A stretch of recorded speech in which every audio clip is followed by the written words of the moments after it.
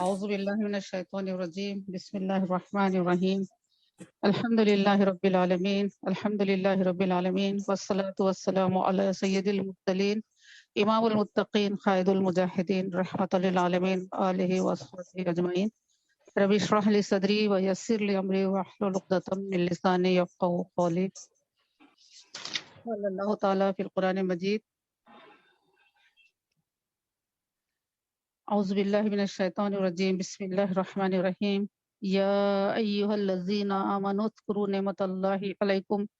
اذ جاءتکم جنود فارسلنا علیہم ریحا وجنودا لم تروها وکان اللہ بما تعملون بصیرا۔ سورہ احزاب آیت نمبر 9۔ اے ایمان والو، اللہ کا احسان اپنے اوپر یاد کرو۔ جب تم پر کچھ لشکر آئے تو ہم نے ان پر آندھی اور وہ لشکر بھیجے جو تمہیں نظر نہ آئے، اور اللہ تمہارے کام دیکھتا ہے۔ اور اس کے بعد بھی بہت سی آیتیں ہیں جس میں سورہ احزاب کا اللہ تعالیٰ تذکرہ فرماتے ہیں۔ اور اس کو غزوہ خندق اس لیے کہا جاتا ہے کہ اس غزوے میں خندق کھودی گئی تھی اور مدینہ منورہ کے اطراف میں، اور اس کو احزاب اس لیے کہا جاتا ہے کیونکہ مسلمانوں کے خلاف قریش اور یہودیوں نے تمام قبیلوں کو متحد کر کر مدینہ منورہ پر حملہ کرنے کا پلان کیا، منصوبہ کیا، اور اسی پر وہ لوگ عمل پیرا رہے۔ اس لیے اس کو احزاب کہا گیا ہے، یعنی پورے لوگ مل کر مدینہ منورہ کے اطراف کے مکے کے مل کر مسلمانوں پر حملہ کیے تھے، اس لیے اس کو احزاب کیا گیا۔ حزب کی جمع احزاب ہے، حزب یعنی گروہ، اور احزاب اس کے پلورل فارم ہے۔ اور اس غزوے کی وجوہات کیا ہوئی، کس وجہ سے کافر یا مشرک یا قریش یہودی مسلمانوں پر حملہ کرنا چاہتے تھے؟ وہ یوں کہ مکے کے جو مشرک تھے اپنے سرداروں کے قتل کے بدلے کے لیے مستعد تھے، جو غزوہ بدر میں، غزوہ احد میں جو ان کے سردار مارے گئے تھے اس کے لیے وہ بدلہ انتقام لینا چاہتے تھے۔ اور دوسری چیز یہ تھی کہ وہ مسلمانوں سے اور اسلام سے دشمنی رکھتے تھے، بغض رکھتے تھے،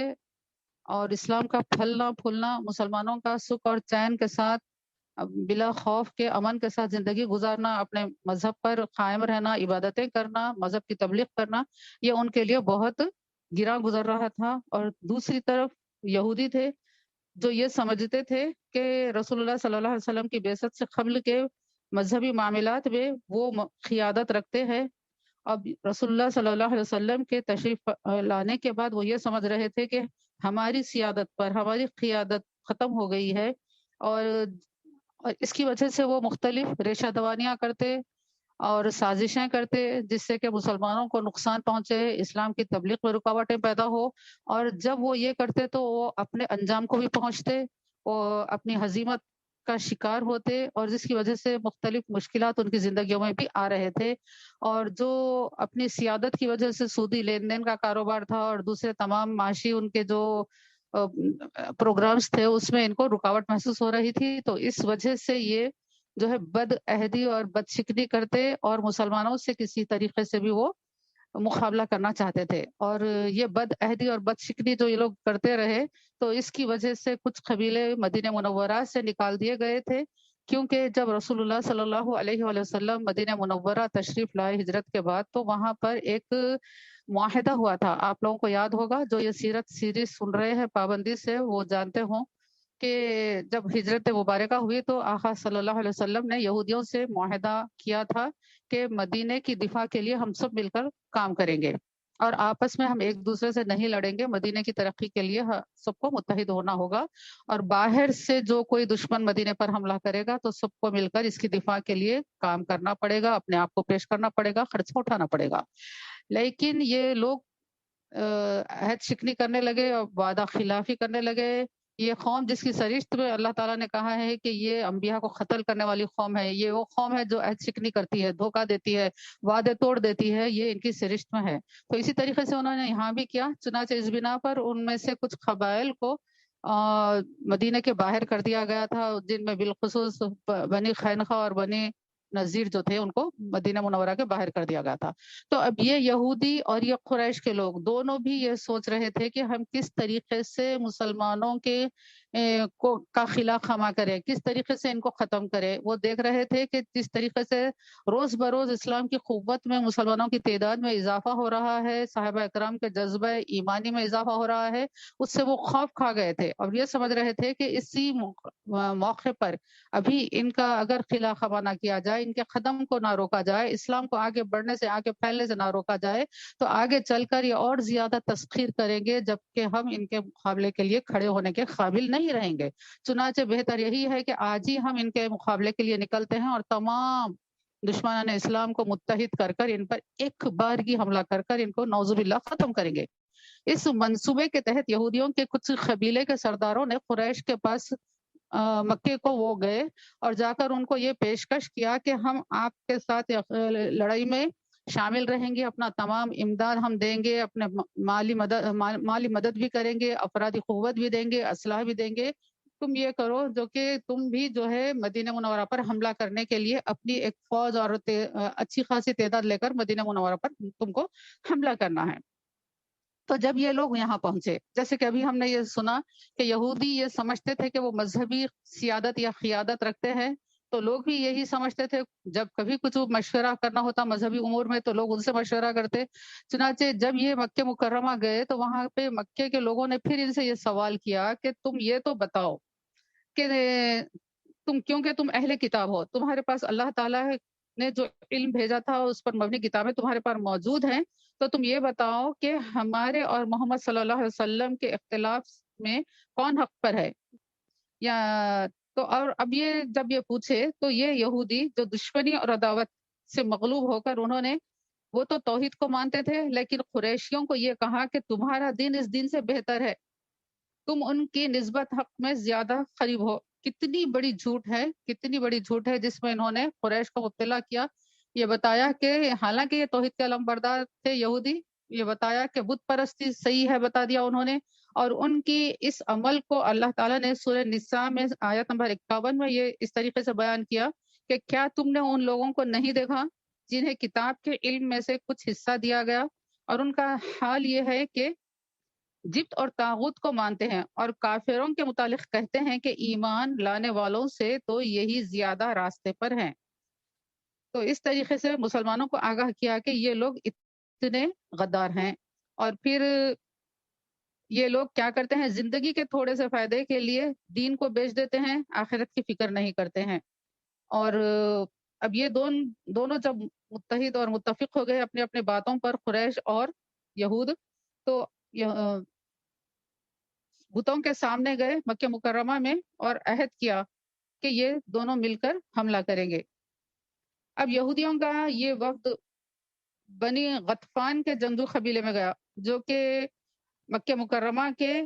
نواح میں یا مدینہ منورہ کے نواح میں رہنے والا ایک قبیلہ تھا، اور اس کے سردار سے مل کر اس کو بھی یہ لالچ دی کہ اگر یہ ہم جیت جاتے ہیں تو ہم خیبر کی کھجوروں کی سال بھر کی فصل کی آمدنی تم کو دینے کے لیے تیار ہیں۔ اور اس لالچ میں وہ قبیلے کا سردار تیار ہو گیا کہ میں بھی تمہاری فوج میں شامل ہو جاؤں گا۔ اب ان کی تمام تر توجہ بنی قریظہ پر تھی جو کہ مدینہ منورہ ہی میں تھے، اور وہ یہ سمجھ رہے تھے کہ چونکہ یہ یہود ابھی یہ عہد شکنی نہیں کیے تھے تو رحمت للعالمین صلی اللہ علیہ وآلہ وسلم نے ان کو مدینہ سے باہر نہیں کیا تھا، کیونکہ یہ اپنے وعدوں پر قائم تھے۔ اور اب یہ یہودی اور قریش یہ سوچ رہے تھے جو کہ مسلمانوں کے ساتھ ملے ہوئے یہودی ہیں، ان کو مسلمانوں سے توڑنا ضروری ہے تاکہ ان کی قوت کم ہو۔ تو اس کے لیے حی بن اخطب جو کہ بنی نزیر کا سردار تھا، ان سے ملنے کے لیے گیا۔ اب یہاں پر رسول اللہ صلی اللہ علیہ وسلم ایک مہم سے واپس آئے تو یہودیوں کی ریشہ دوانیوں کی آپ کو خبر ملی، اور ادھر بنی غطفان کے علاقے سے جب مسلمان واپس ہو رہے تھے تو یہ آواز کانوں میں پڑی، یہ اطلاعات مل رہی تھی کہ یہودی اس طریقے سے سازش کر رہے ہیں۔ چنانچہ اس کے بعد ہی گھوڑوں پر سوار ہو کر رسول اللہ صلی اللہ علیہ وسلم نے چند انصار اور مہاجرین کے ساتھ اطراف مدینے کا جائزہ لیا۔ مدینے کے 3 اطراف میں خلا نما مکانات ہے اور کھجوروں کے گھنے باغات ہے۔ اس کی طرف سے دشمن کا داخلہ بالکل مشکل تھا، اور چھوٹے چھوٹے تیر اندازوں کو وہاں پر کھڑا کر کر مدینے کا دفاع اس جانب سے کیا جا سکتا تھا۔ اور مدینہ جو ہے وہ ایک بڑا وسیع میدان تھا، اور اس کے شمال میں جبل احد اور جنوب میں جبل عیر ہے۔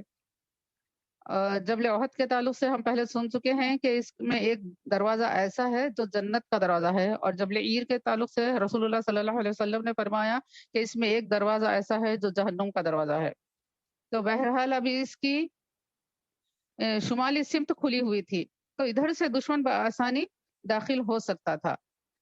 اور آپ نے اسی مقام پر خندق کھودنے کا فیصلہ فرمایا۔ اور خندق کھودنے کا جو فیصلہ ہوا وہ حضرت سلمان فارسی رضی اللہ تعالیٰ عنہ کے مشورے پر ہوا، جو کہ ایرانی نسل کے تھے اور بڑے شاہی خاندان کے پروردہ تھے، لیکن تلاش حق میں آپ راہبوں کے پاس پھرتے رہے، تو انہوں نے یہ مشورہ دیا کہ یہ زمانہ نبی آخر الزماں صلی اللہ علیہ وسلم کے تشریف لانے کا ہے۔ تو اس طریقے سے یہ ہوتے ہوتے مدینہ منورہ پہنچے۔ ایک راہب نے آپ کو یہ بتایا کہ ان کی نشانی یہ ہوگی کہ جب تم ان کو صدقے کا مال دو گے تو وہ قبول نہیں کریں گے، تم ہدیہ دو گے تو وہ قبول کریں گے، اور ان کے رسول اللہ صلی اللہ علیہ وسلم کے شان مبارک کے درمیان ایک مہر ہوگی جو کہ مہر نبوت کہلائے گا۔ تو اس طریقے سے حضرت سلمان فارسی اصفہان سے عرب آ گئے، اور انہوں نے یہ مشورہ دیا کہ اہل فارس خندق کھود کر شہر کا دفاع کرتے ہیں۔ چنانچہ رسول اللہ صلی اللہ علیہ وآلہ وسلم نے اس مشورے کو قبول کیا اور خندق کھودی گئی۔ اور اسی اسنا میں یہ ہوا کہ ایک جدید تحقیق یعنی کہ ریسنٹ ریسرچ جو ہوئی، ڈاکٹر حمید اللہ نے اپنے ایک کتاب مکتوبات نبوی میں لکھا ہے کہ ابو سفیان نے ایک خط لکھا جو رسول اکرم صلی اللہ علیہ وسلم کے نام تھا، اور رسول اللہ صلی اللہ علیہ وسلم نے اس خط کو پڑھ کر جواب بھی عنایت فرمایا، جو کہ اس طرح ہے۔ ہمارے آقا صلی اللہ علیہ وسلم کو دیا گیا خط ہے، اور انشاءاللہ آقا کا جواب بھی ہے صلی اللہ علیہ وسلم، غور سے سماعت فرمائیں۔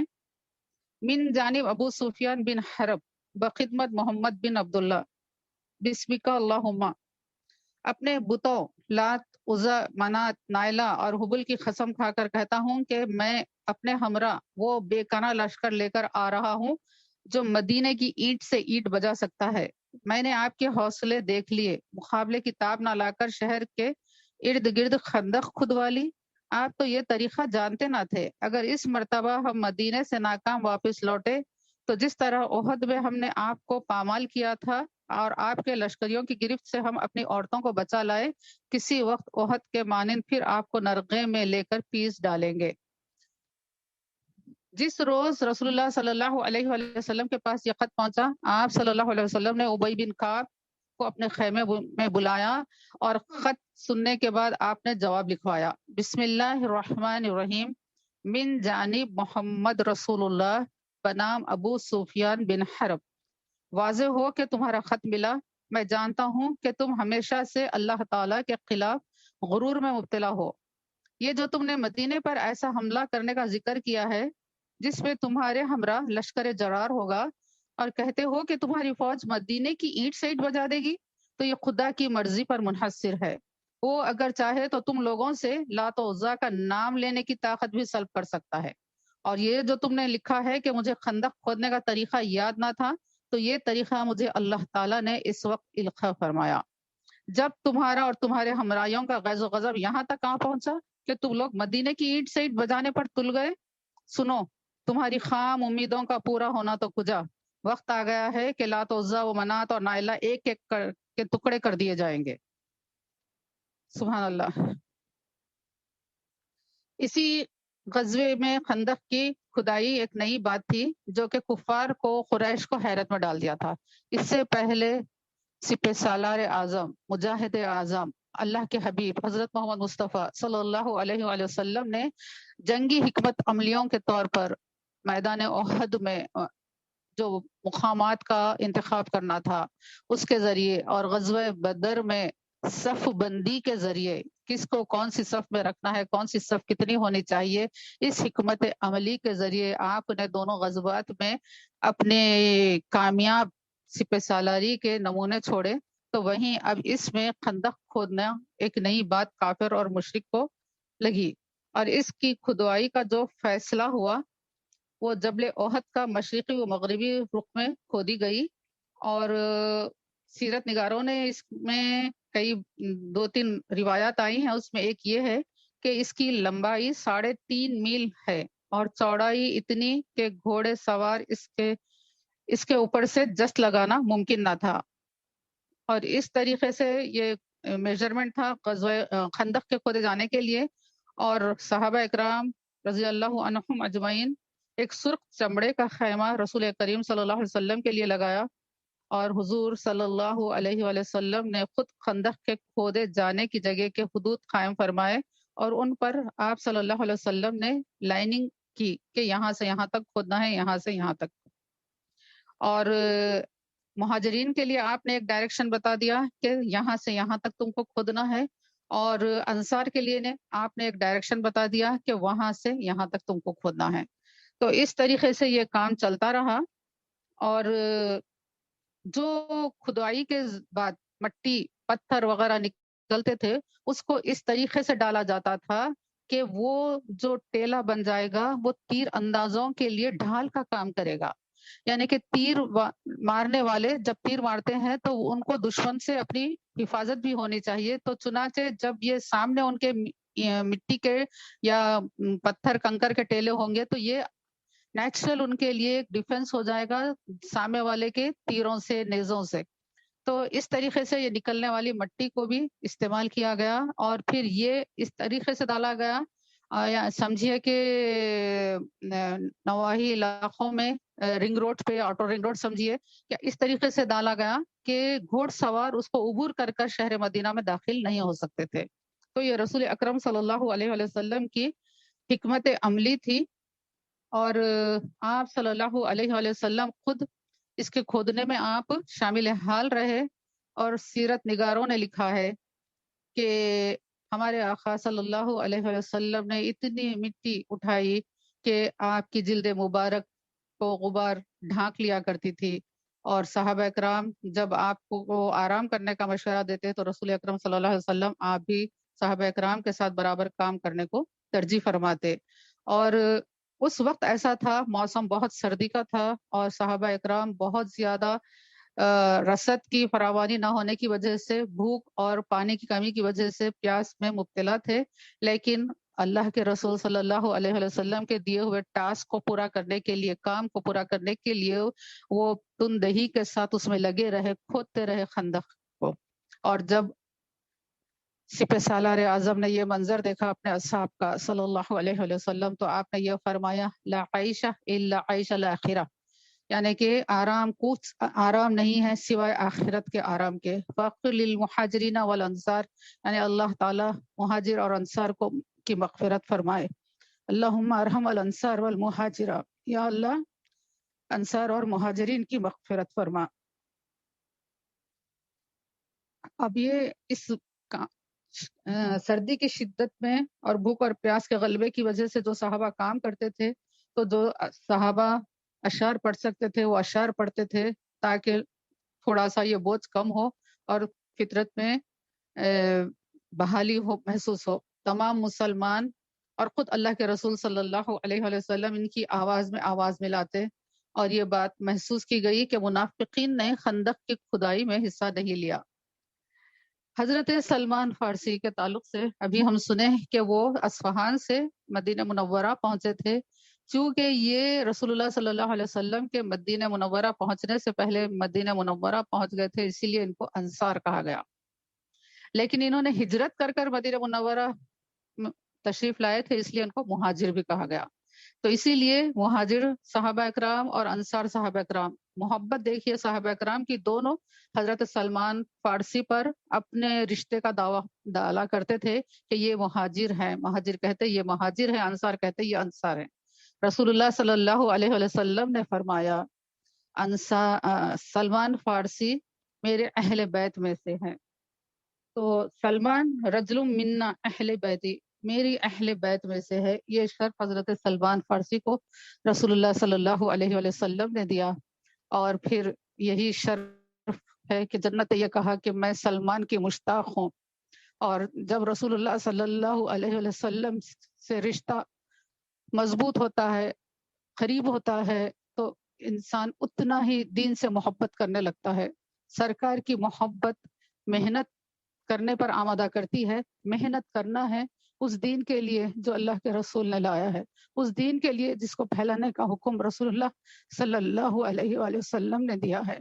تو حضرت سلمان فارسی کو جو یہ سعادت نصیب ہوئی کہ وہ اہل بیت رسول صلی اللہ علیہ وآلہ وسلم کہلائے، تو اب یہاں پر ہم دیکھتے ہیں کہ اللہ کے حبیب صلی اللہ علیہ وآلہ وسلم صحابہ اکرام کے ذمے جو زمین کی کھدائی کا کام تفویض فرما رہے تھے، سمجھیے کہ ہر صحابی کو اگر 4 گز کھودنے کا ذمہ دیا جا رہا تھا تو حضرت سلمان فارسی رضی اللہ تعالیٰ عنہ کو 5 گز کھودنے کی ذمہ داری دی گئی۔ تو اس طریقے سے یہاں ہم کو سبق ملتا ہے کہ محبت ہے رسول سے، تعلق ہے، قربت ہے رسول سے، تو محنت کرنا ہے دین کے لیے، محنت کرنا ہے دین کو امپلیمنٹ کرنے کے لیے، محنت کرنا ہے دین کو اپنے گھروں میں لاگو کرنے کے لیے، محنت کرنا ہے دین پر اپنے آپ کو قائم رکھنے کے لیے۔ حضرت سلمان فارسی کا یہ عمل ہم کو اس طرف اشارہ کرتا ہے۔ اور حضرت عمرو بن عوف کا یہ بیان ہے کہ وہ اور حضرت سلمان فارسی اور دیگر اصحاب مل کر جب چٹان کی غزوہ خندق کی کھدائی کا کام انجام دے رہے تھے، اس وقت ایک ایسا مقام آیا کہ جہاں پر گول چٹان نمودار ہوئی، اور صحابہ نے کہا کہ جبل ذباب کی ہم جڑ تک پہنچ گئے تھے، لیکن وہاں پر جانے کے بعد ایک ایسی چٹان نظر آئی جس کو ہم کھود نہیں سک رہے تھے، جس کو ہم توڑ نہیں سک رہے تھے۔ اس اسنا میں حضرت سلمان فارسی رضی اللہ تعالیٰ عنہ اس گڑھے میں سے اوپر تشریف لائے اور رسول اللہ صلی اللہ علیہ وسلم کی خدمت اقدس میں حاضر ہوئے، اور رسول اللہ صلی اللہ علیہ وسلم اور کئی صحابہ بھوک کی شدت کی وجہ سے شکم مبارک پر پتھر باندھے ہوئے تھے، اور رسول اللہ صلی اللہ علیہ وسلم کو حضرت سلمان فارسی نے بتایا کہ یا رسول اللہ، کھدائی کے دوران ایک چٹان ایسی نمودار ہوئی ہے جو کہ ہم سے ٹوٹ نہیں رہی ہے۔ تو رسول اللہ صلی اللہ علیہ وآلہ وسلم وجہ تخلیق کائنات، آپ نے حضرت سلمان فارسی سے کدال لی اور بسم اللہ کہہ کر ضرب لگائی،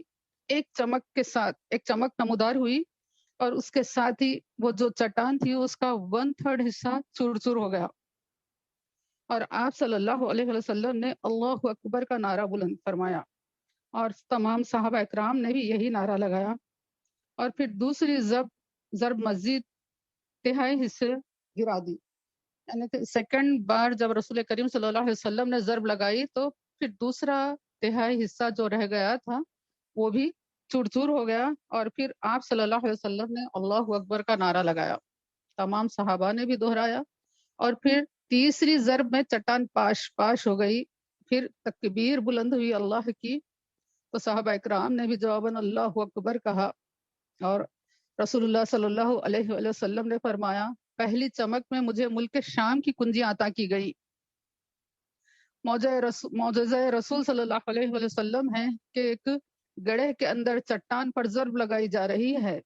اور وہاں پر روشنی نمودار ہوتی ہے، اور وہاں پر آقا کریم صلی اللہ علیہ وآلہ وسلم کو شام کی کنجیاں عطا کی گئی،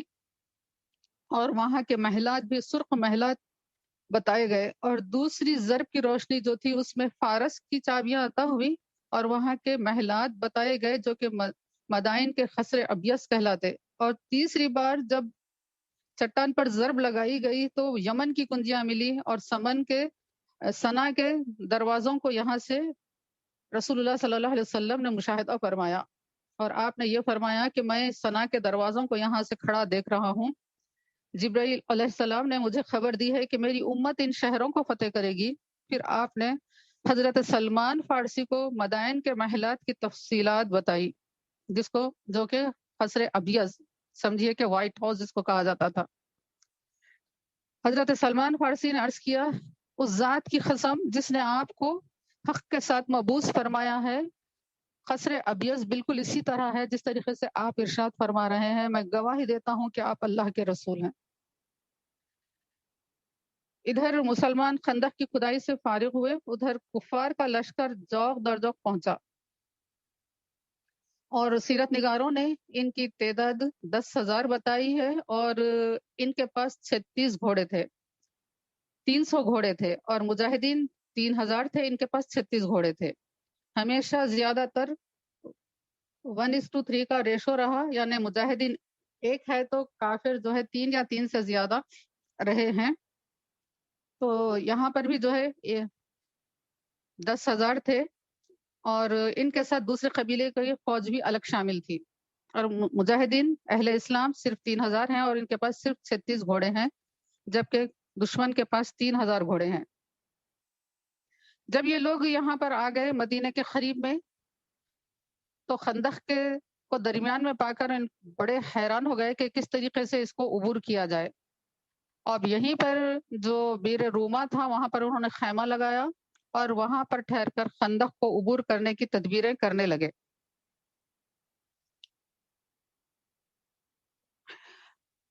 اب یہاں پر یہودیوں کو غداری کے لیے ابھارنے کے لیے حی بن اخطب نے یہ کھیل کھیلا کہ وہ مدینہ منورہ میں رہنے والے بنی قریظہ کے یہودیوں سے ملنے کی کوشش کی۔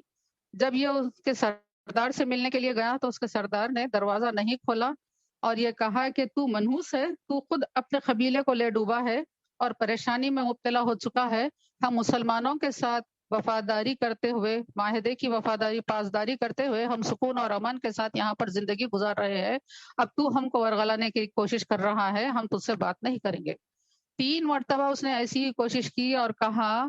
کہ دیکھو، باہر نکل کر دیکھو تم کہ کس طریقے سے ہم اتنا بڑا لشکر جرار لائے ہیں، اور مسلمانوں کا اس وقت جو ہے پسپا ہونا، ہار جانا ممکن ہے بہت۔ تو جب یہ ہار جائیں گے تو اس وقت تمہارا کیا ہوگا، قریش تمہارے ساتھ کیا سلوک کریں گے۔ تو یہ کہہ کر ان کو لالچ دیا گیا، ڈرایا گیا، تو وہ بنی قریظہ بھی مسلمانوں سے بد شکنی پر آمادہ ہو گئے۔ اب یہ جو حالات تھے اس میں مسلمانوں کے لیے بڑی مسترب آمیز گھڑیاں رہیں۔ ادھر بنی قریظہ کی ساز بازی تھی، اور ان پر نگرانی رکھنے کے لیے حضرت زبیر بن عوام کو معمور کیا گیا تھا، جو کہ حضرت صفیہ رضی اللہ تعالیٰ عنہ کے صاحبزادے ہیں، اور وہ گھوڑے پر سوار ہو کر بنی قریظہ کی طرف چکر لگاتے رہتے، اور تازہ جو وہاں کی صورتحال ہوتی، جو کیفیت ہوتی، جو باتیں وہاں پر ہوتی، وہ آ کر رسول اللہ صلی اللہ علیہ وآلہ وسلم کو سناتے، اور ضرورت پڑتی تو وہ پے در پہ چکر لگاتے رہتے اور تازہ صورتحال سے اپنے آقا حضرت محمد مصطفیٰ صلی اللہ علیہ وسلم کو واقف کرواتے۔ اور آپ کی یہ مستعدی دیکھ کر، آپ کی یہ پھرتی دیکھ کر، اللہ کے رسول صلی اللہ علیہ وآلہ وسلم نے آپ کو حواری رسول کا خطاب عنایت فرمایا، اور آپ نے یہ فرمایا کہ میرے ماں باپ تجھ پر فدا۔ ہم اسی طریقے سے رسول اکرم صلی اللہ علیہ وآلہ وسلم کا قول مبارک حضرت سعد بن ربی وقاص کے بارے میں میدان احد میں سن چکے ہیں الحمدللہ۔ اور پھر اتمام حجت کے لیے رسول اللہ صلی اللہ علیہ وسلم نے اوس و خزرج کے سرداروں کو حضرت سعد بن معاذ اور سعد بن عبادہ کے ساتھ بنی قریظہ کا پاس سمجھانے کے لیے روانہ فرمایا، لیکن وہ لوگ انکار کر دیے کہ اب ہم معاہدے پر برقرار رہنے کے لیے تیار نہیں ہیں۔ کیسی یہ لوگوں کی منافقت ہے، عہد شکنی ہے، عین وقت جب کہ ساتھ دینا ہوتا ہے اس وقت یہ اپنے عہدوں کو توڑ دیتے ہیں، اور جب حالت امن ہوتا ہے، سکھ چین سے زندگی جب گزرتی رہتی ہے تو یہ لوگ ساتھ برابر رہتے ہیں اور اطمینان اور سکون کے مزے لوٹتے رہتے ہیں۔ اب یہاں پر اس طریقے سے ان کی جو مجاہدین کی جو تعداد تھی بہت کم تھی، اور حضرت سلمہ کے ساتھ 200 مجاہد تھے، اور حضرت زید بن حارثہ کی سرگردی میں 300 مجاہد مدینے جنانی پر معمور تھے، اور بنی قریظہ پر نظر رکھنا ان کا کام تھا۔ اور حضرت حسان بن ثابت رضی اللہ عنہ، جو کہ جن کی عمر زیادہ ہو گئی تھی، ان کو مدینہ منورہ ہی میں رکھا گیا تھا، اور خواتین کو کچھ خلوں میں یعنی کہ محفوظ مقامات پر رکھا گیا تھا، جس میں حضرت سعد بن وقاص کی والدہ ماجدہ کے ساتھ ہماری ماں ام المومنین حضرت عائشہ صدیقہ رضی اللہ عنہ کو رکھا گیا تھا، اور ایک دوسری مقام پر حضرت صفیہ رضی اللہ تعالیٰ عنہ کو رکھا گیا تھا۔ تو یہ لوگ بھی کیا کرتے تھے کہ مسلمانوں کی طرف جا کر حالات دیکھنا چاہتے تھے، جاسوسی کرتے تھے، اور موقع پا کر مدینے پر یا وہاں پر رہنے والے مکینوں پر حملہ کرنا چاہتے تھے۔ گویا کہ یہ ایک انٹرنل ڈیفنس کا معاملہ تھا، داخلی طور پر بھی جو ہے مسلمانوں کو یہ کمزور کرنا چاہتے تھے، جو اندر شہر کے اندر رہ کر یہ بنی قریظہ کھیل کھیلنا چاہتے تھے، وہ ان کی یہ شرنگیزی تھی۔ تو اس طریقے سے یہ جو ہے مسلم جو خواتین تھے ان کے ایریے کے قریب جاسوس بھیجتے تھے۔ تو حضرت صفیہ رضی اللہ تعالیٰ عنہ جو کہ ہمارے آقا صلی اللہ علیہ وسلم کی پھوپھی تھی، آپ نے حضرت حسان بن ثابت رضی اللہ تعالیٰ عنہ کو کہا کہ دیکھو کوئی یہودی ہمارے ایریے کے قریب آ رہا ہے، جا کر اس کا کام ختم کرو، اس کو پکڑ لو۔ تو حضرت حسان رضی اللہ تعالیٰ عنہ نے کہا کہ مجھ کو معاف کیجئے، میں اگر اس کام کے قابل ہوتا تو میں مجاہدین کے ساتھ لشکر میں چلا گیا ہوتا، مجھ میں اتنی ہمت ہے، نہ طاقت ہے۔ تو حضرت صفیہ رضی اللہ تعالیٰ عنہ خود آپ کدال لے کر نکلی اور اس یہودی کو مارا اور اس کو ختم کر دیا، اور پھر آ کر حضرت حسان سے یہ کہا کہ حسان جاؤ اور اس کے ہتھیار اتار لو۔ تو حضرت حسان رضی اللہ تعالیٰ عنہ نے کہا کہ نہیں، آپ مجھ کو معاف کریں۔ تو پھر یہ خود ہی جاتی ہیں اور اس کا سر قلم کرتی ہے، اس کے ہتھیار اتارتی ہیں اور اس کا سر لے کر یہودیوں کی طرف، دشمنوں کی طرف پھینکتی ہیں، تو جس سے یہودیوں کو یہ پتا چلے کہ یہاں پر ایسے مسلمان نہیں جن پر تم حملہ کر سکو، یہاں پر مسلمان ایسے نہیں جن کو تم یہ سمجھ رہے ہو کہ وہ ایک اور تنہا ہے، ان کے ساتھ کوئی ڈیفنس فورس نہیں ہے۔ یہ پیغام حضرت صفیہ دشمنوں کو دینا چاہتی تھی اور اللہ نے ان کو اس میں کامیابی عطا بھی کی، اور دشمن پھر اس طرف نگاہ اٹھانے کی ضرورت نہیں کیا۔ اور حضرت عبداللہ بن ام مکتوم تھے جن کو رسول اللہ صلی اللہ علیہ وسلم نے مدینے میں نائب مقرر فرمایا تھا، اور اس غزوے میں رسول اللہ صلی اللہ علیہ وآلہ وسلم کے مبارک خیمے کی پہرے داری کرنے کا شرف حضرت عباد بن بشر کو حاصل ہوا، اور مغربی سمت میں کچھ زمین پتھریلی ہونے کی وجہ سے خندق کی چوڑائی کم ہو گئی تھی، کیونکہ بہت زیادہ پتھریلی زمین تھی، چوڑی خندق کھودنا وہاں پر ممکن نہیں تھا، تو لہٰذا چوڑائی میں جب خندق کم تھی تو دشمن کے وہاں پر آنے کا امکان بڑھ جاتا ہے، تو اللہ کے رسول صلی اللہ علیہ وآلہ وسلم نے مولا علی کرم اللہ وجہ اور حضرت عمر بن خطاب رضی اللہ تعالیٰ عنہ کو وہاں پر متعین فرمایا، اور رسول اللہ صلی اللہ علیہ وآلہ وسلم غزوات میں اپنے پاس کوڈز بھی رکھا کرتے تھے، کوڈ ورڈ رکھا کرتے تھے کہ جب یہ کہا جائے تو تم یہ سمجھنا۔ اس طریقے سے مہاجرین کے لیے بھی کوڈ ورڈ دیا گیا اور انصار کے لیے بھی دیا گیا۔ اور جب حضور پاک صلی اللہ علیہ وسلم اپنے سواری پر سوار ہو کر جا رہے تھے تو دائیں بائیں حضرت ابوبکر رضی اللہ تعالیٰ عنہ اور حضرت عمر فاروق رضی اللہ تعالیٰ عنہ بھی سواریوں پر تھے، اور مہاجرین کا جھنڈا حضرت زید بن حارثہ کے ہاتھ میں تھا اور انصار کا جھنڈا سمع بن عبادہ کے ہاتھ میں۔ اب یہاں پر ہو کیا رہا ہے دیکھیے کہ خندق کی کھدائی کی وجہ سے آمنے سامنے کا مقابلہ نہیں ہو رہا تھا، اور دشمن انتظار میں تھا کہ کسی طریقے سے حملہ کیا جائے، کیونکہ بڑے لاؤ لشکر کے ساتھ، تیاری کے ساتھ وہ اس طرف کا رخ کیے تھے، اور اب محاصرہ طویل ہوتا جا رہا ہے، راتیں گزر رہے ہیں جاگ جاگ کر، اور سامان رسد کم ہوتا جا رہا ہے۔ ایک رات بڑی سردی پڑ رہی تھی، رسول اللہ صلی اللہ علیہ وسلم اپنے خیمے میں آپ نماز ادا فرما رہے تھے، آپ نے باہر نکل کر آواز دی کہ کافروں کے سوار خندق کے گرد پھر رہے ہیں،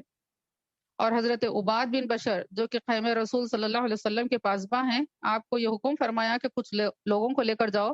اور مشرکین پر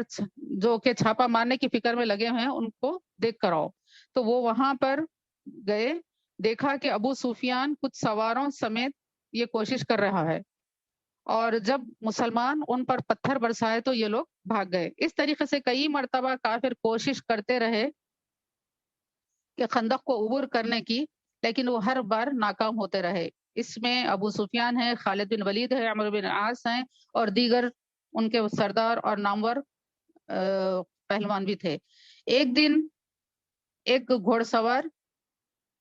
حضور اکرم صلی اللہ علیہ وسلم کے ارادے سے نکلا اور بڑی کوشش کر کے وہ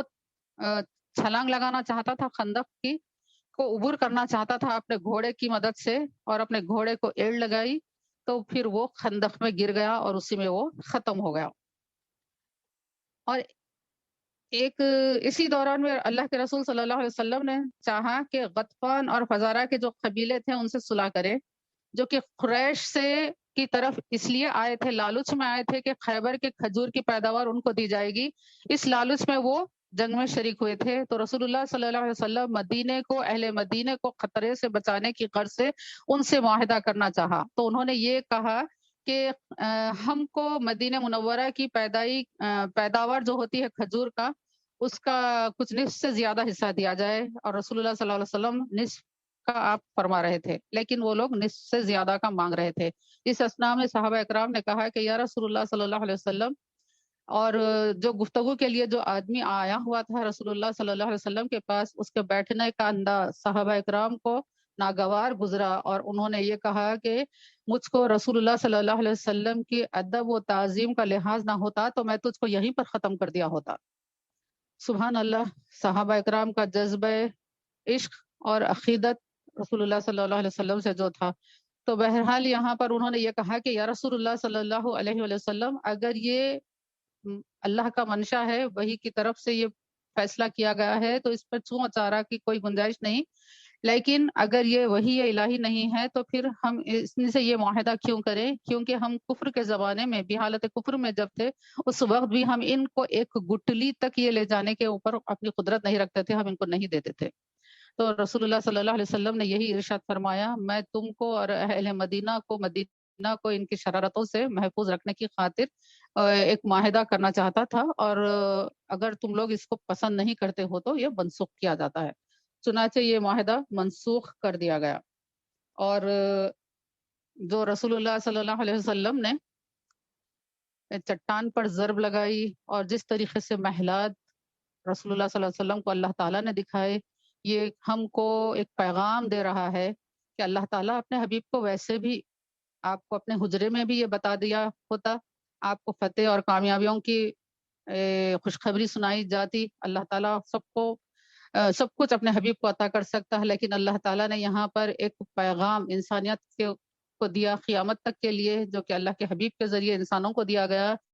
کہ میدان عمل میں تم کو آنا ہے، جد و جہد تم کو کرنا ہے۔ اتنی زیادہ سخت طوفان آ جائیں، موسم تمہارے مخالف رہے، موسم کی شدت تم کو ستاتا رہے، تم مغلوب ہو جاؤ گے اس کی شدت کی وجہ سے، بھوک کی وجہ سے، موسم کی وجہ سے،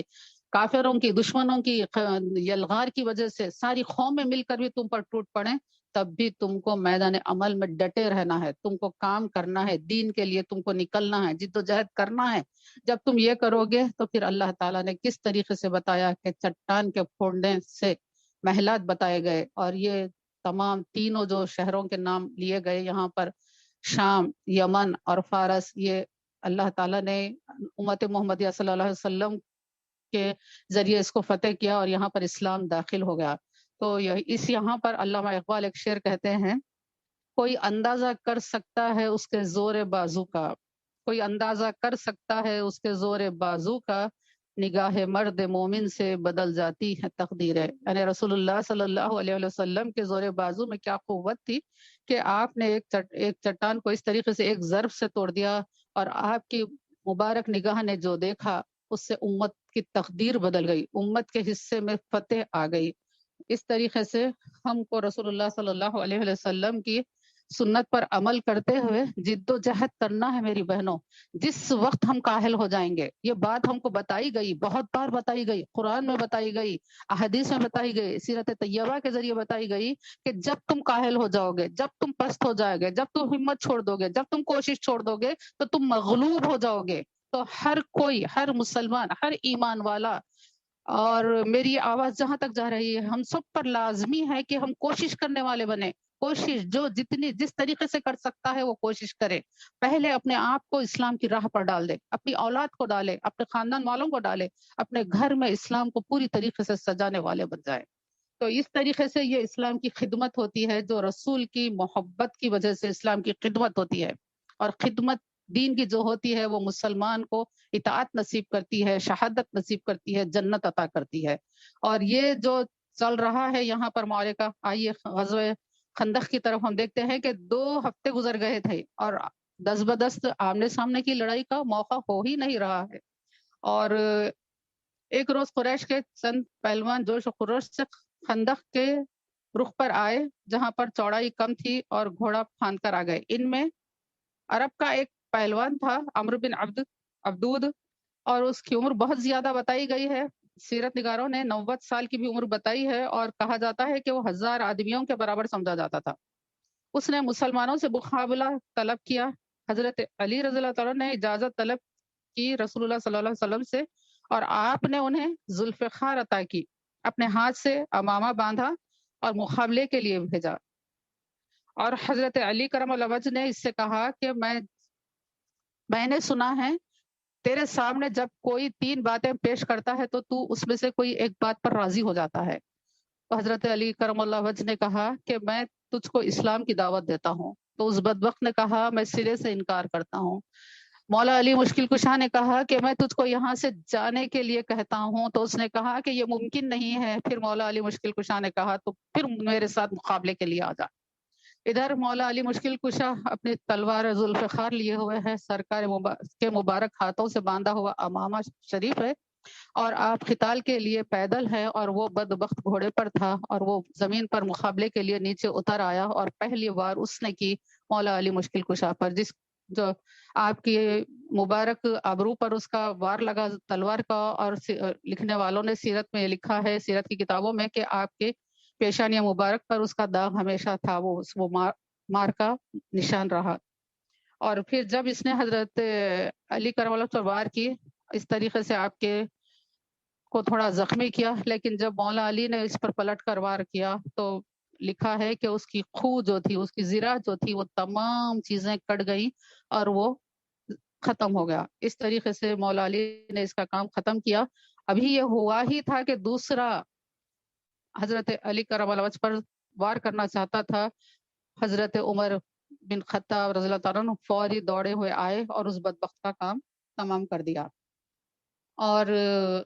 ایک دن یہ ہوا، حضرت شاہ عبدالحق محدث دہلوی اپنی کتاب مدارج نبوت میں لکھتے ہیں کہ ایک دن کفار ایک بارگی حملہ آور ہوئے اور دن تمام جنگ چلتی رہی۔ تو اس اثنا میں ظہر، عصر، مغرب کی نمازیں گزر گئی۔ بعد مقابلے کے حضرت بلال رضی اللہ عنہ کو اذان کا حکم ہوا اور پھر اقامت کہی گئی، اور اس کے بعد ظہر کی نماز ادا کی گئی، اور پھر اس طریقے سے ہر نماز کے لیے اقامت کہی گئی اور پھر نماز ادا کی گئی۔ اب ایک دن بڑا سخت تھا مسلمانوں کے لیے۔ سنگ باری اور تیر اندازی بہت چل رہی تھی دشمن کی طرف سے۔ اس استا میں یہ نمازوں کا اس طریقے سے ہوا، اور پھر حضرت سعد بن معاذ کی والدہ جو کہ حضرت عائشہ صدیقہ رضی اللہ عنہ کے ساتھ ایک مقام پر تھی، ایک قلعے میں تھی، انہوں نے دیکھا کہ مسلمانوں کے اوپر حملہ ہو رہا ہے، تو اپنے بیٹے کو آواز دیتی ہیں، حضرت سعد کو آواز دیتی ہے کہ بیٹے جلدی جاؤ اور حضور صلی اللہ علیہ وسلم کے حضور میں پہنچ جاؤ۔ حالانکہ حضرت سعد طویل القامت تھے، آپ کے جسم پر برابر فٹ ہونے والی زرہ بھی نہیں تھی، بہت چھوٹی زرہ آپ زیب تن کیے ہوئے تھے، گویا کہ آپ کی سیفٹی اور ڈیفنس کا برابر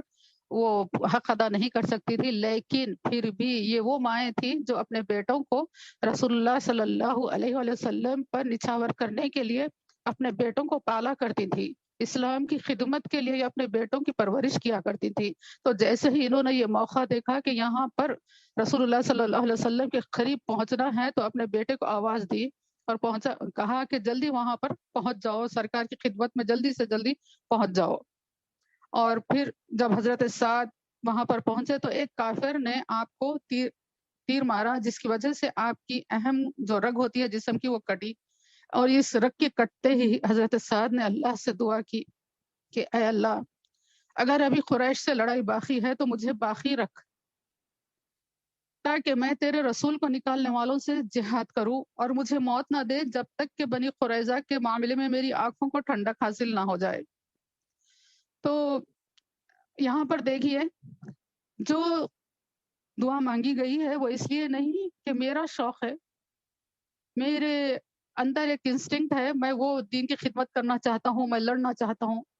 بلکہ یہاں پر جو ایم ہے، جو ہم کو یہاں پر ایک سلیقہ بتاتا ہے کہ نیتوں کو صاف کس طریقے سے رکھنا ہے، دین کی خدمت کرنا ہے، رسول اللہ صلی اللہ علیہ وسلم کی خدمت کرنا ہے، تو اس لیے کہ اللہ کے حبیب ہیں، رسول اللہ صلی اللہ علیہ وسلم کی خاطر ہم دین کی خدمت کرتے ہیں۔ دین کی خدمت اس لیے نہیں کہ ہمارے لیے کچھ مصروفیت کا سامان ہو جائے، دین کی خدمت اس لیے نہیں کہ ہمارے کچھ ٹیلنٹ جو ہے ہم لوگوں کے سامنے پیش کرنے والے بن جائے، بلکہ دین کی خدمت اس لیے ہے کہ یہ ہمارے آقا صلی اللہ علیہ وسلم کا پیغام ہے، اور ہمارے آقا صلی اللہ علیہ وسلم کا حکم ہے کہ یہ بات لوگوں تک پہنچاؤ۔ تو اس لیے ہم یہ دین کی خدمت کرتے ہیں، اور اللہ جب چاہتا ہے تو وہ لیتا ہے، اللہ نہ چاہے تو وہ کسی کو اس کا موقع نہیں دیتا ہے، تو یہ اللہ کی مرضی پر ہوتا ہے۔ تو اس طریقے سے حضرت سعد نے جب یہ دعا مانگی، اور پھر وہاں پر حضرت رفیدہ تھے رضی اللہ تعالی عنہا، خاتون صحابیہ ہے، اور سیرت نگاروں نے لکھا ہے کہ یہ پہلی مسلم سرجن تھی جو کہ حضرت سعد کا ٹریٹمنٹ کیے، اور حضرت سعد کو اللہ تعالیٰ نے پھر سے صحت عطا کر دی۔ اور پھر اللہ تعالیٰ نے ارشاد فرمایا قرآن پاک میں کہ اللہ وہ سب کچھ دیکھ رہا تھا جو تم لوگ اس وقت کر رہے تھے۔ اب دشمن اوپر سے اور نیچے سے تم پر چڑھ آئے، جب خوف کے مارے آنکھیں پتھرا گئی، کلیجے منہ کو آ گئے، اور تم لوگ اللہ کے بارے میں طرح طرح کے گمان کرنے لگے۔ اس وقت ایمان لانے والے خوب آزمائے گئے اور بری طرح حلہ مارے گئے، یعنی کہ پوری طریقے سے ان کو جھنجھوڑ لیا گیا، آزمایا گیا۔ اور وہ جگہ جہاں پر محاصرہ شروع ہوا تھا مسجد فتح ہے، جہاں پر رسول اللہ صلی اللہ علیہ وسلم کا خیمہ منتقل ہوا، اسی مقام پر آپ نے بارگاہ حق میں فتح کے لیے دعا فرمائی، اور اسی لیے وہاں پر ایک مسجد بنائی گئی جس کو مسجد فتح کا نام دیا گیا۔ جو محاصرہ چل رہا تھا اس کو 20-25 دن گزر گئے، اور 10,000 سے زیادہ فوج کی رسد مسلح بندی جا رہی تھی دشمنوں کے لیے، اور بنی قریظہ نے 20 اونٹوں پر رسد اور خوراک ادھر قریش کو بھیجنا چاہ رہے تھے مدینہ منورہ سے، جس کو مسلمانوں نے دیکھ لیا اور روک لیا یہ سامان رسد پہنچانے سے۔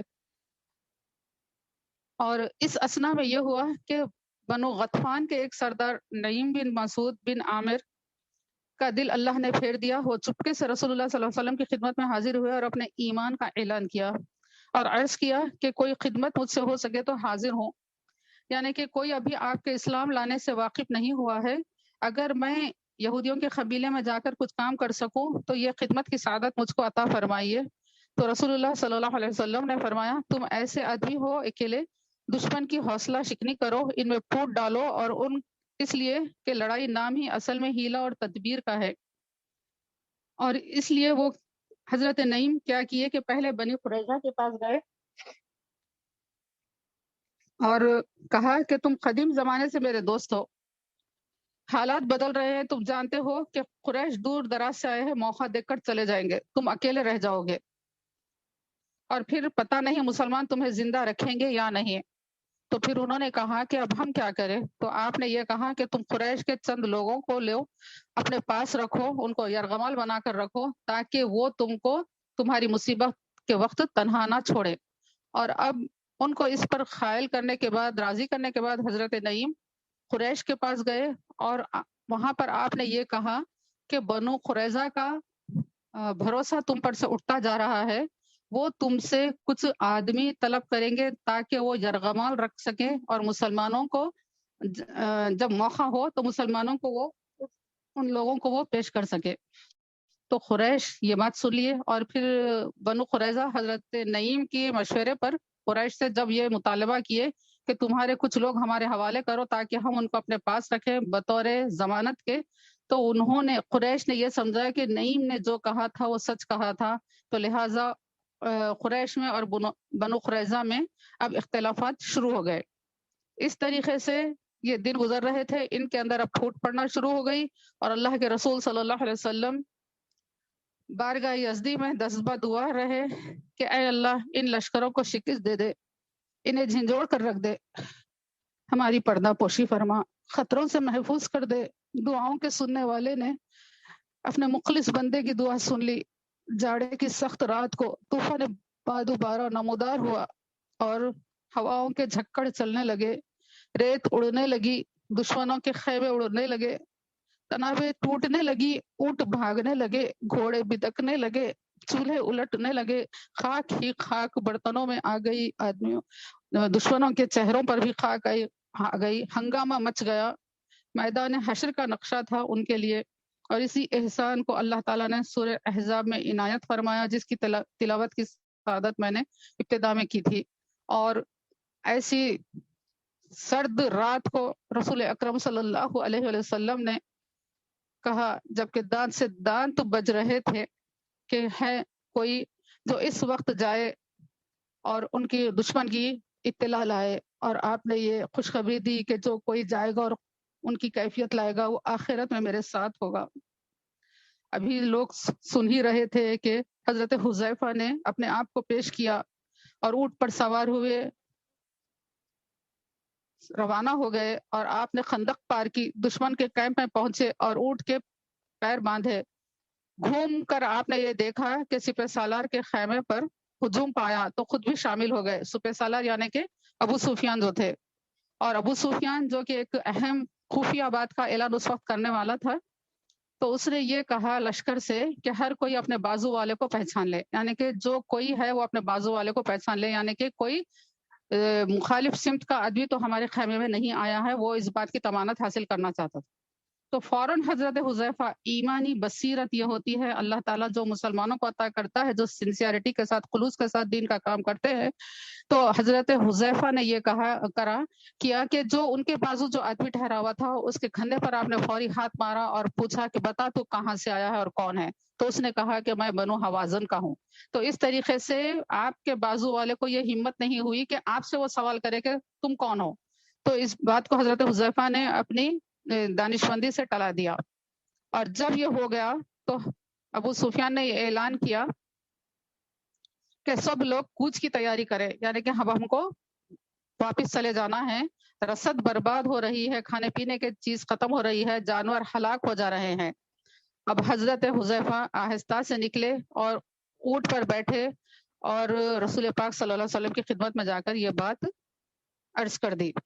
اور جب آپ جا رہے تھے تاریکی تھی، سفید پوش سواروں نے کہا، یعنی کہ کوئی ایسے لوگ تھے جو کہ پورے سفید کپڑوں میں ملبوس تھے، انہوں نے حضرت حذیفہ سے یہ کہا، اپنے آقا سے کہنا اللہ نے دشمن کے شر سے نجات دے دی ہے۔ آپ خیمہ اقدس پر آئے اور اللہ کے رسول صلی اللہ علیہ وسلم کی بارگاہ کو اللہ کی بارگاہ میں سربر سجود دیکھا، سلام پھیرا تو احوال سنایا، بشارت سنائی، اور حضرت حذیفہ جو کہ سردی سے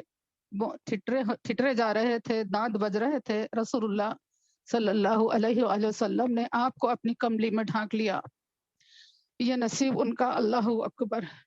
اس طریقے سے یہ غزوہ احزاب ہوا، اور جب یہ جا رہے تھے تو رسول اللہ صلی اللہ علیہ وسلم نے فرمایا اب قریش تم پر کبھی حملہ نہ کر سکیں گے، بلکہ اب تم ان پر چڑھائی کرو گے۔ اور یہ محاصرے کی جو مدت ہے، اس کو سیرت نگاروں نے بعض نے 20 بتایا ہے، بعض نے 24 بتایا ہے، بعض نے 27 بتایا ہے، غرض 20 اور 27 کے درمیان یہ رہا ہے محاصرہ۔ اور اس میں جو رسول اکرم صلی اللہ علیہ وسلم کے دست اقدس سے جو معجزات نمودار ہوئے وہ بہت معجزے ہیں۔ اس میں ایک معجزہ یہ بھی رہا کہ ایک صبح کو ایک لڑکی اپنے ہاتھ میں کچھ کھجورے لیے رسول اکرم صلی اللہ علیہ وسلم کے سامنے سے گزر رہی تھی۔ آپ نے اس لڑکی کو طلب کیا اور دریافت کیا کہ ہاتھ میں کیا ہے، تو اس لڑکی نے بتایا کہ میری ماں یہ چند کھجورے ابا جان کو ناشتے کے لیے دینے کے لیے مجھ کو بھیجا ہے۔ تو رسول اللہ صلی اللہ علیہ وسلم ان کھجوروں کو اپنے دست مبارک میں لیتے ہیں، پھر اس کے بعد ایک کپڑے میں ڈال کر آپ حکم فرماتے ہیں کہ تمام اہل خندق سے کہو کہ اس سے ناشتہ کر لیں، تو تمام اہل خندق اس سے ناشتہ کرتے ہیں، سب شکمسیر ہو کر ان کھجوروں سے اپنا ناشتہ مکمل کیا۔ اور پھر اور ایک معجزہ جو رسول کریم صلی اللہ علیہ وسلم کا یہ کہ حضرت طلحہ جو کہ رسول اکرم صلی اللہ علیہ وسلم کو دیکھ رہے تھے کہ تمام صحابہ اور سرکار دو عالم صلی اللہ علیہ وسلم بھوک کا غلبہ محسوس ہو رہا ہے، تو وہ اپنے گھر جا کر اپنی زوجہ محترمہ سے دریافت کرتے ہیں کہ گھر میں کھانے کے لیے کیا ہے، تو وہ کہتی ہے کہ کچھ سا جو ہے جس کا آٹا بنایا گیا ہے اور ایک بکری کا بچہ ہے، اس کے علاوہ اور کچھ نہیں۔ تو وہ کہتے ہیں کہ بکری کے بچے کو ذبح کیا جائے، اس کا شوربہ پکایا جائے اور روٹیاں پکائیں، اور میں رسول اللہ صلی اللہ علیہ وسلم کو لانے کے لیے جاتا ہوں۔ تو آپ کی زوجہ محترمہ یہ کہتی ہے کہ دیکھیے صرف ہمارے پاس تھوڑا سا سامگری ہے، ہم تھوڑے سے سرکار دو عالم صلی اللہ علیہ وسلم کے ساتھ تھوڑے سے صحابہ کو بلائیے، کہیں ایسا نہ ہو کہ زیادہ لوگ آ جائیں اور ہم ان کی ضیافت کی خاطر نہ رہے۔ حضرت طلحہ سرکار دو عالم صلی اللہ علیہ وسلم کے قریب جا کر سرگوشی کے عالم میں دعوت کا پیشکش کرتے ہیں تو رسول اللہ صلی اللہ علیہ وسلم آواز لگاتے ہیں، اے اہل خندق والو، طلحہ نے دعوت کا انتظام کیا ہے، سب چلو۔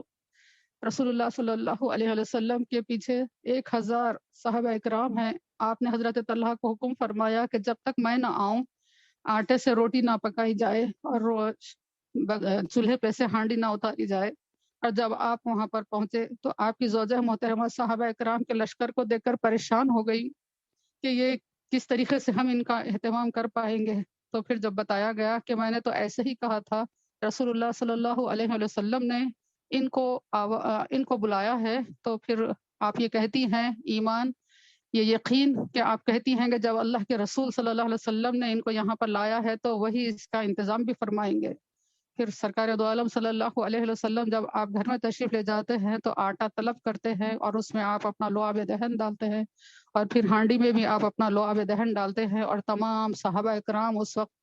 شکم سیر ہو کر کھاتے ہیں۔ اور بتایا جاتا ہے کہ جتنا پکایا گیا تھا، جتنا آٹا تھا، اس میں کچھ کمی باقی نہیں ہوئی، صرف رسول اللہ صلی اللہ علیہ وسلم کے لعاب مبارک کی برکت سے تمام صحابہ کو اس وقت کا کھانا الحمدللہ حاصل ہوا۔ اللہ تعالی ہم سب کو رسول پاک صلی اللہ علیہ وسلم کی تعظیم و محبت ہم کو ہماری اولاد کو نصیب فرمائے، اور ہر مشکل اور کٹھن وقت میں ایمان پر ثابت قدم رہنے، نہ صرف ثابت قدم رہنے بلکہ داعی اسلام کا کردار ادا کرنے کی اللہ تعالیٰ توفیق دے، جس طریقے سے بھی ہو، جتنا بھی ہو سکے، چاہے اپنے میں ایک انقلاب لا کر، اپنے میں ایک صفائی لا کر، یا پھر اپنی اولاد میں، اپنے گھروں میں، اپنے خاندان میں، اپنے ملنے والوں میں اس طریقے سے اسلام کو پھیلانے والے اللہ تعالیٰ ہم سب کو بنا دے۔ اللہ ہم سب کی مدد فرمائے، ہر شر سے حفاظت فرمائے۔ وآخر دعوانا ان الحمد للہ رب العالمین۔